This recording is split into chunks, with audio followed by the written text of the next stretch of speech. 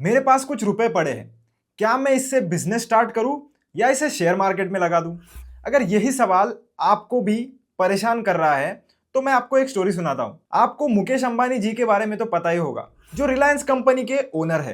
क्या आपको पता है कि उनके बिजनेसेस कौन से सेक्टर्स में है? जो भी सेक्टर का आप नाम लोगे उनके पास उसकी कंपनी है। क्या उनके पास ऐसे लोग नहीं होंगे जिनको हायर करके वो लोग स्टॉक मार्केट में इन्वेस्ट करें और उनको इतने सारे बिजनेसेस करने की बिल्कुल भी जरूरत नहीं है? कंफ्यूज हो गए ना कि अगर इतना बड़ा आदमी जिसके पास इतना पैसा है फिर भी वो कुछ ऐसी फर्म नहीं बना रहा जो स्टॉक मार्केट में इन्वेस्ट या ट्रेड करके पैसे कमाए। अगर इतना बड़ा आदमी स्टॉक मार्केट में फुल टाइम ट्रेडिंग नहीं कर रहा है तो क्या मेरा स्टॉक मार्केट में इन्वेस्ट करना सही रहेगा? तो चलिए कंपेयर करते हैं बिजनेस को और स्टॉक मार्केट को कुछ ऐसे फैक्टर्स और पैरामीटर्स पे जो आपको डिसीजन लेने में मदद करेंगे। तो सबसे पहला फैक्टर है कंट्रोल। अब जैसे आप स्टॉक मार्केट में इन्वेस्ट करते हो, स्टॉक मार्केट भी एक प्रकार का बिजनेस ही तो है। आप दूसरे के बिजनेसेस में तो इन्वेस्ट कर रहे हो। तो स्टॉक मार्केट में जब आप कोई भी शेयर खरीदते हो, आप उनके कंपनी में एक हिस्सेदारी ले लेते हो, यानी कि एक स्मॉल ओनरशिप आप उनके कंपनी में ले लेते हो। पर क्या आपको उनके बिजनेस का कंट्रोल मिलता है? तो बिल्कुल भी नहीं। आप सिर्फ वोटिंग कर सकते हो और उनके बोर्ड मीटिंग्स में अपने व्यूज दे सकते हो, पर जो भी डिसीजन मेकिंग होगी उस पर आपका कोई भी हक नहीं होगा। आप सिर्फ वोटिंग तक ही सीमित रहोगे। पर वही अगर आप खुद का बिजनेस करते हो तो पूरा कंट्रोल सिर्फ आपके ही हाथ में होता है।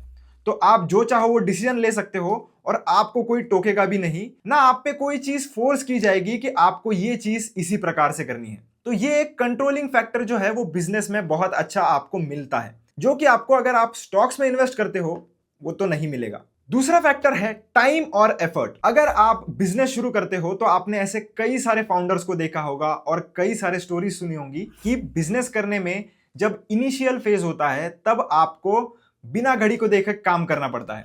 मैंने तो कई कई फाउंडर्स को देखा है कि वो 16-16, 18-18 घंटे तक काम करते थे अपने बिजनेस के इनिशियल स्टेजेस में।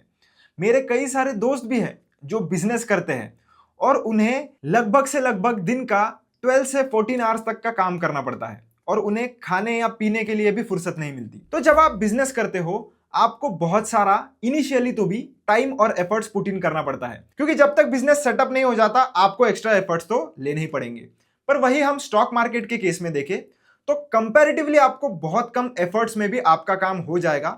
अगर आप एक लॉन्ग टर्म इन्वेस्टर बनते हो तो आपको सिर्फ आपके पोर्टफोलियो को मॉनिटर करना होता है, थोड़ा सा ट्रैक रखना पड़ता है। अगर आप ये सारी चीजों को फॉलो करते हो तो लॉन्ग टर्म में आपको इतना टाइम नहीं इन्वेस्ट करना पड़ेगा जितना आपको एक बिजनेस में करना पड़ेगा। तीसरा फैक्टर है कि कितनी रिस्क इन्वॉल्व होती है अगर हम एक बिजनेस करते हैं और अगर हम पैसा हमारा स्टॉक मार्केट में डालते हैं। तो दोस्तों जहां पर आपको पैसा कमाना होता है वहां तो रिस्क आता ही है। तो सबसे पहले अगर मैं बात करूं बिजनेस की, तो बिजनेस में तो आपको पता ही है बहुत सारे रिस्क इन्वॉल्व होते हैं, जैसे कि मार्केट के कंडीशंस क्या रहेंगे, कंपटीशन कैसे रहेगा, कोई भी पॉलिसी अगर बीच में आ जाती है। जैसे एग्जांपल के लिए आप किसी पर्टिकुलर सेक्टर में बिजनेस करते हो और आप कोई सर्विस बेचते हो या प्रोडक्ट बेचते हो और कल को जाके गवर्नमेंट एक ऐसी पॉलिसी लॉन्च कर देता है जिसके वजह से आपका जो प्रोडक्ट है उस पर एक्स्ट्रा जीएसटी आ जाता है। इसकी वजह से आपके प्रोडक्ट के डिमांड पर जरूर फर्क पड़ सकता है, पर क्या यह आपके हाथ में है? बिल्कुल भी नहीं। तो ऐसे सारे कंडीशंस की वजह से बिजनेस में हमेशा से रिस्क बनी रहती है। और वही स्टॉक मार्केट की अगर हम बात करें तो स्टॉक मार्केट में भी तो रिस्क है, क्योंकि 2008 का जो क्रैश आया था और 2020 का जो क्रैश आया था जिसमें मार्केट लगभग 50% तक नीचे आ गया था, पर उसके बाद 2020 से लेकर तो 2024 तक निफ्टी ने 200% से भी ज्यादा रिटर्न्स दे दिए। तो ऑब्वियसली रिस्क जहां होता है वही रिटर्न्स बनते हैं। तो बिजनेस में भी सेम है और स्टॉक मार्केट में भी सेम। फैक्टर्स डिफरेंट हो सकते हैं, पर आप इमेजिन कीजिए अगर आप कोई भी बिजनेस में 10 लाख रुपए इन्वेस्ट करते हो और आपके पहले 5 से 6 महीने तक आपको कोई भी रेवेन्यू ही जनरेट नहीं होता, मतलब आपकी सेल्स ही नहीं हो रही, आपका प्रॉफिट ही नहीं बन रहा, तो उस केस में आप समझ सकते हो कि कितना प्रेशर आप पे रहेगा और कितना रिस्क आप पे रहेगा। और सेम अगर मैं स्टॉक मार्केट की बात करूं तो कुछ ही महीनों में आपका जो 10 लाख का पोर्टफोलियो है वो आपको लगभग 5 से 6 लाख के आसपास दिखेगा, यानी कि 30 to 40% वो इजीली डाउन हो सकता है। तो आप समझ ही रहे होंगे कि मैं कहना क्या चाह रहा हूं। तो रिस्क बिजनेस में भी है और स्टॉक मार्केट में। आपको चुनना है कि आप कौन सा डाइजेस्ट कर सकते हो। फोर्थ और सबसे इंपॉर्टेंट फैक्टर मुझे लगता है कि लिक्विडिटी। अब इतना सारा तामझाम हम क्यों कर रहे हैं? पैसा कमाने के लिए। तो हमें जब पैसा चाहिए होगा तब हमें निकालने भी तो आना चाहिए। क्योंकि जब हम स्टॉक मार्केट में इन्वेस्ट करते हैं, आप शेयर्स कभी भी खरीद भी सकते हो और बेच भी सकते हो, तो आपके पास लिक्विडिटी हमेशा रहती है। पर बिजनेस में लिक्विडिटी के हिसाब से बहुत सारे कंसर्न्स है। क्योंकि अगर आपके पास 2 लाख रुपए की इन्वेंट्री पड़ी है पर आपके पास सेलर ही नहीं है, तो क्या करोगे आप उस इन्वेंट्री का? आप बेच तो सकते हो पर शायद आपको लॉस में बेचना पड़े। तो लिक्विडिटी इश्यूज बिजनेस में हमेशा रहते हैं। अगर आपने 1 करोड़ का बिजनेस बना लिया और आपको उसे बेचना है, पर आपको सही वैल्यूएशन पे खरीदने वाला खरीदार भी तो मिलना चाहिए। तो बिजनेस को बेचना इतना आसान नहीं होता। पर वही अगर आपके पास शेयर्स पड़े हैं, तो आप जरूर उसे बेच सकते हो। और लिक्विडिटी मुझे ऐसा लगता है पर्सनली, तो स्टॉक मार्केट में कंपैरेटिवली अच्छी देखने के लिए मिलती है। अब अगर आप एक बिजनेस शुरू करते हो, तो आप किसी भी एक ही फील्ड में उसे शुरू करोगे। पर वही अगर आप स्टॉक मार्केट में इन्वेस्ट करते हो, तो आप अलग अलग सेक्टर्स के कंपनीज में इन्वेस्ट कर सकते हो। इससे क्या फायदा होता है कि आप अलग अलग सेक्टर्स में भी प्रॉफिट कर सकते हो। जरूरी नहीं है कि बिजनेस अगर आप शुरू करोगे तो आपको एक ही सेक्टर में या पर्टिकुलर एक ही नीश में यहां पर पैसा लगाना पड़ेगा और उसको ही ग्रो होने तक आपको वेट करना पड़ेगा।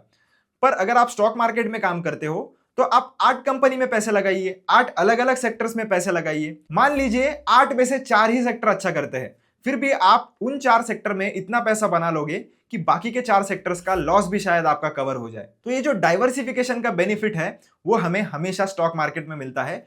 बिजनेस में आपको ये नहीं मिलेगा। बिजनेस में हमेशा कंसंट्रेशन रिस्क बनी रहती है। तो मेरा काम था दोस्तों आपको सारी चीजों के बारे में समझाना। तो मैंने आपको बिजनेस के एडवांटेजेस और स्टॉक मार्केट के भी एडवांटेजेस डिसएडवांटेजेस दोनों के बता दिए हैं। अब आप डिसीजन ले सकते हो कि आपके लिए कौन सा अच्छा रहेगा। पैसा बिजनेस में भी बनता है, पैसा स्टॉक मार्केट में भी बनता है। पर अगर मेरे लिए बिजनेस काम करेगा तो जरूरी नहीं है आपके लिए भी करे, और अगर मेरे लिए स्टॉक मार्केट काम करता है जरूरी नहीं है आपके लिए भी करे। तो अपने रिस्क को एनालाइज कीजिए, अपने कैपिटल को एनालाइज कीजिए। बिजनेस अगर आपको करना है तो पहले एक प्लान बनाइए कि कैसे आप बिजनेस करोगे, कितना प्रॉफिटेबल वो हो सकता है, और क्या उतना प्रॉफिट मैं स्टॉक मार्केट से कमा सकता हूं या नहीं कमा सकता हूं। रियलिस्टिक एक्सपेक्टेशंस रखिए, कैलकुलेशन कीजिए और फिर ही चुनिए कि शेयर मार्केट आपके लिए अच्छा है या बिजनेस। तो मिलता हूं आपसे नेक्स्ट वीडियो में। Till then keep learning, keep earning.